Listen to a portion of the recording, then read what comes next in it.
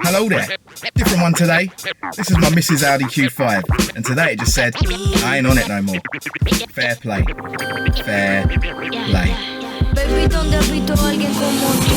Que camine con ese tumbao, con esa actitud. Dime dónde venden en la tienda a alguien como tú. So it goes like this. She's driving home from work along a steady stretch of road. No load, cruise control on at 40, because we ain't breaking no rules. Then boom, engine light on, followed by juddering. I'm feeling like CJ. Ah, shit. Here we go again. She sent me a video.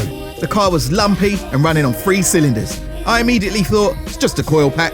Pretty common. I don't know. Even the misfire messiah thought so too. But he was wrong. So I went down there and scanned it. It had 3 faults. Cylinder 4 misfire detected. Alright. Random multiple misfire detected. Okay. And cam adjustment actuator implausible signal. Interesting. I had a spare coil pack in hand from my old Golf Edition 30. Yeah, I used to carry spares, swapped it in. But, yep, same damn codes. Cha. I had to throw in the towel and get the breakdown cover to bring it home. Once it was back, I whipped out the coils and plugs to do a compression test. All was good until cylinder 4. Have a look.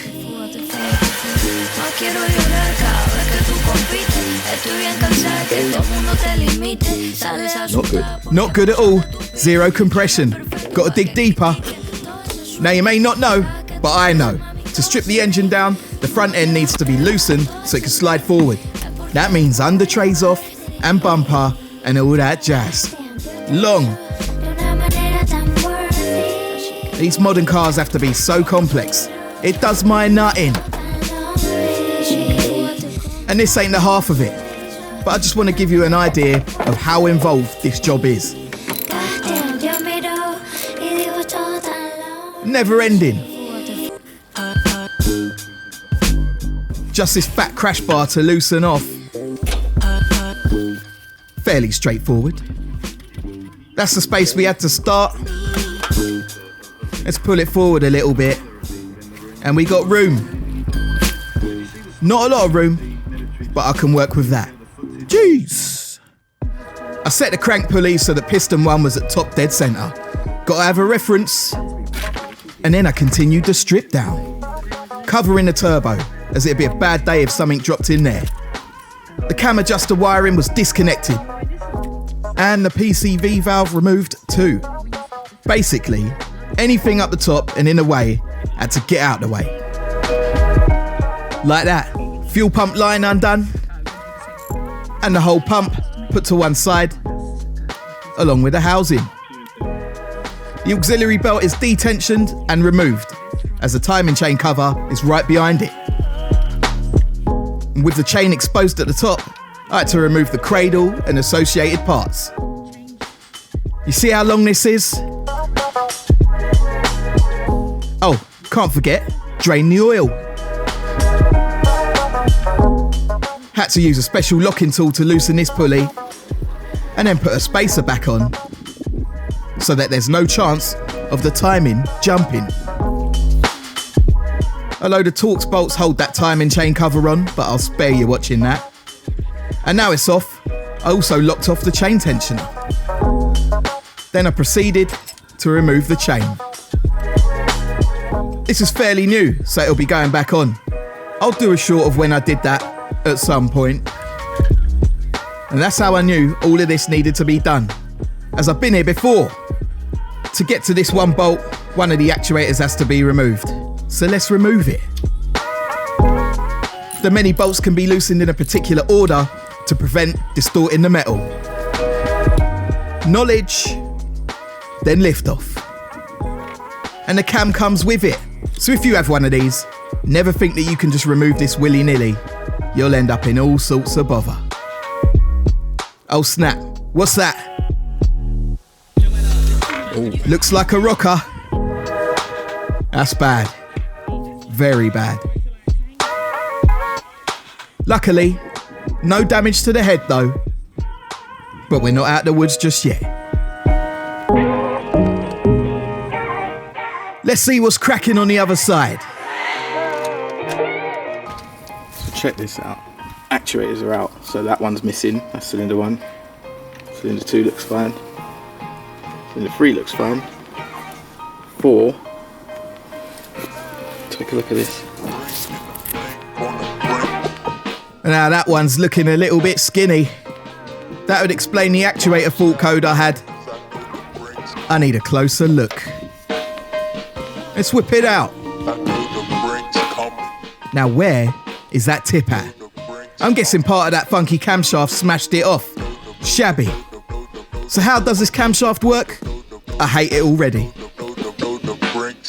Unlike a solid camshaft, this has sleeves with different profiled lobes, as seen in green and red. The cam adjustment actuator is controlled by the ECU and is deployed into the groove scene. This allows the engine to use a high or low lift profile, with the changeover happening at 0 lift point for a seamless transition. I say it's overcomplicated and just an extra thing to worry about failing. Here we are. Not taking any risks, I'm replacing all of the rockers.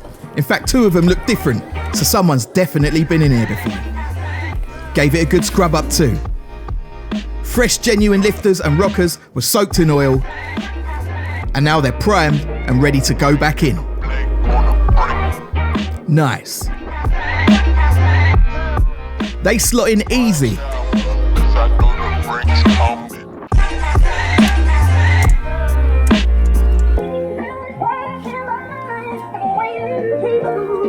Bit of assembly lube where the camshaft sits. I don't want no metal on metal contact without lubrication. There's the variable valve lift camshaft. Now it'd be easier to just drop this in, wouldn't you think? Nah, you gotta use spacers to make sure each sliding segment is in the correct place. Get it wrong and yeah, let's not go there.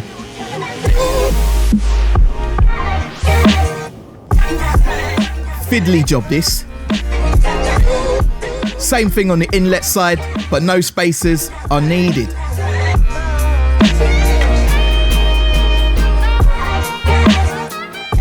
Don't forget that rubber bung at the back. On the cam cover, you've got to use an anaerobic sealant. It only cures when in contact with metal and when there's no oxygen present. So when this meets the head, it'll seal nicely. You also only get 5 minutes to do so if you want an optimum bond. So chop chop, let's get active. Before snugging it down, I made sure both cams were in line using a straight edge, then torqued down following the correct tightening sequence. I replaced 2 of the actuators as I wasn't taking any risk with that cylinder. I had to take them off again, you'll see. The chain was mounted and tensioned, no problems. But I'm getting bored with this now. However, it's got to be done. So you know the score. Refit is reversal with removal. As said before, cam adjusters came out, and the last step was to use these pins in certain locations. Wind the crank over 4 times to make sure the sliding cams are in perfect alignment. You can see here where it slots in. I did this procedure a few times just to be sure. Then I continued with the refit.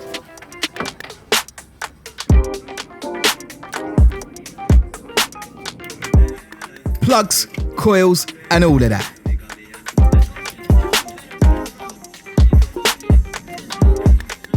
Fresh oil. The finish line is in sight. Let's crank.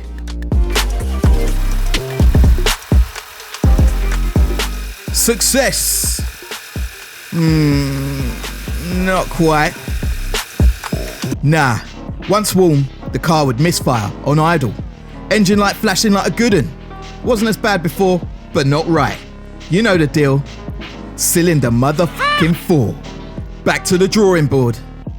I manipulated my boroscope to look up at the valves. What's that? Here I come. It's weird because a leak down test on that cylinder came back fine. Here we go again. The whole thing got stripped down once more. Soul destroying. This time, head off. And a bench test. Nothing looks amiss, does it? Wait. Gonna do my own leak test, manually. See it with my own eyes. Aye. You sneaky Look at this. Where's the liquid? The fuming, mate. It's coming out of here. None of the others. We got a knackered valve. Luckily, I've done this before in the Calibra. In fact, go check out that build after this. Link top right. Collets and valve springs out. Look at the valve. That slight bend caused most likely when the rocker came off. Jammed up the valve, allowing piston contact. Never mind. I've got a fresh one. I just need to lap it into the head. Grinding paste applied. I used coarse, followed by fine grits. Getting busy. The finish is getting there. Let's put it back together. Ain't no thing.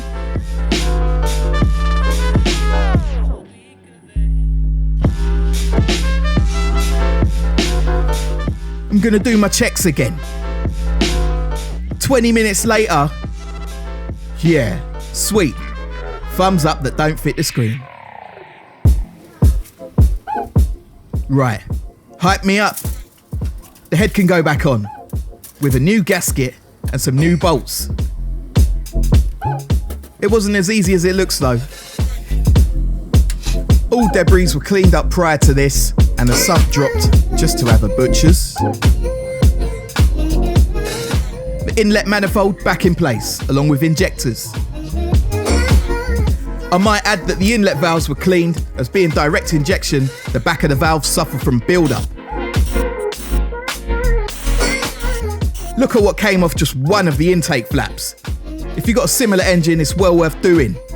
Zosha overseeing the lot. Legend.